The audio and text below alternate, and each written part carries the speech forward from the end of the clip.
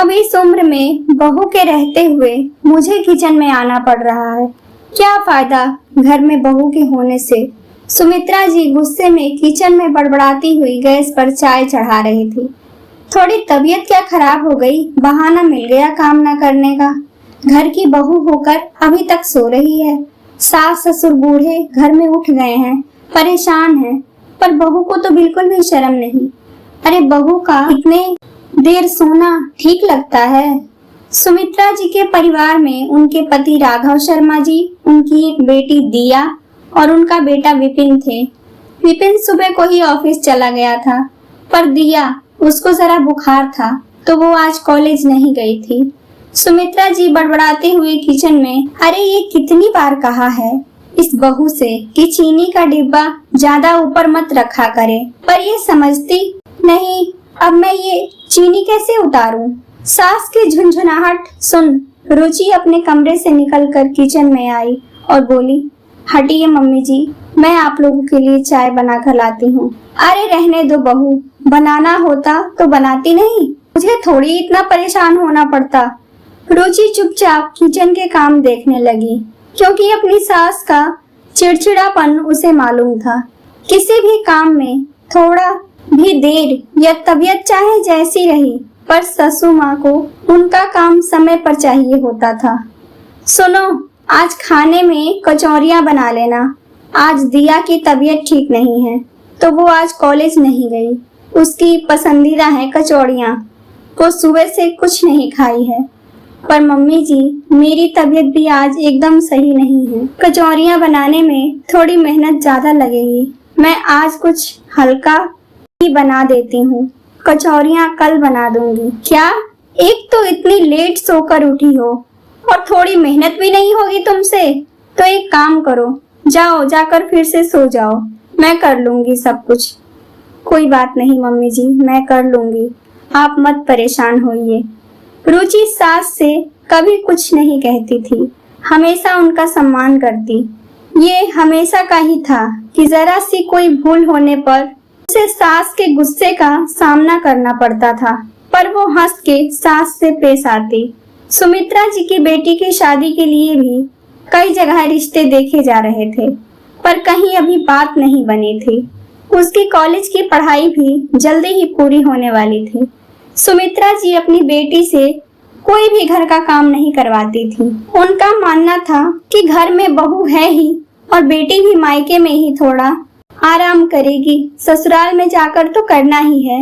वो अपनी सोई हुई बेटी दिया को उठाते हुए बोली, उठ जा बेटा, कल भी रात को तूने कुछ खाया नहीं, अब उठो। अरे सोने दो ना मम्मी। नहीं, अब उठो, पता है तुम्हारे लिए गरम आलू की कचौरियाँ बन रही है।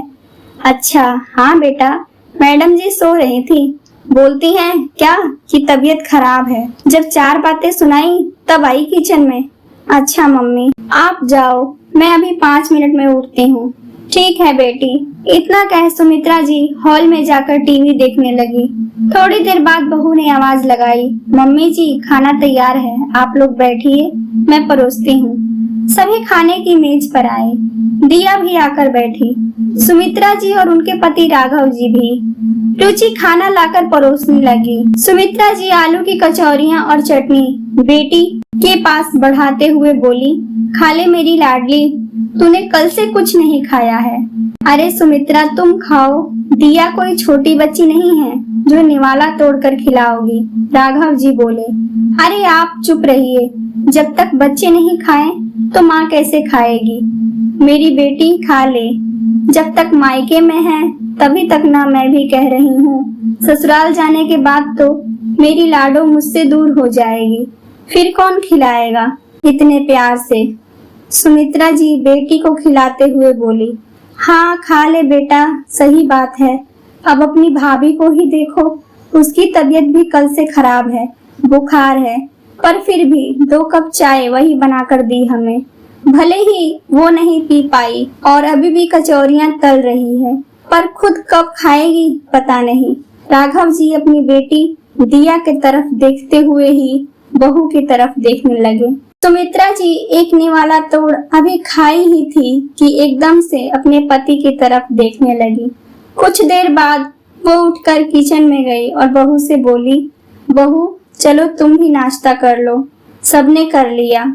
अब बाकी का जो बच गया है वो मैं बना देती हूँ। तुम भी थोड़ी चाय पी लो और कुछ खा लो। सास के मुंह से ऐसी बातें सुन रुचि एकदम उन्हें देखने लगी। अगले दिन से सुमित्रा जी खुद ही किचन में जाकर चाय बनाई और बहू बेटी को भी दिया और बहू से बोली, कोई बात नहीं बहू, तबीयत खराब हो तो थोड़ा आराम से ही उठा करो, पहले स्वस्थ रहो तभी ना अपना परिवार संभालोगी। बाकी मैं हूँ ही, कुछ काम मैं भी देख लूंगी। इतना कह वो अपनी बहू का माथा चूम ली। राघव जी अपनी पत्नी में इतना बड़ा परिवर्तन देख बहुत खुश हुए। शायद बहू में बेटी की छवि दिख रही है इसे। वह मन में बोले, क्या सच में ससुर इतने अच्छे होते हैं किसी के? इस पर आपकी क्या राय है? हमें कमेंट में जरूर बताएं। दोस्तों, अगर आपको हमारी ये कहानियाँ पसंद आती हैं तो प्लीज आप हमारे वीडियो को लाइक करें, शेयर करें और कमेंट करके अपनी राय जरूर दें। और हाँ, हमारे चैनल को सब्सक्राइब करना बिल्कुल भी ना भूलें। धन्यवाद।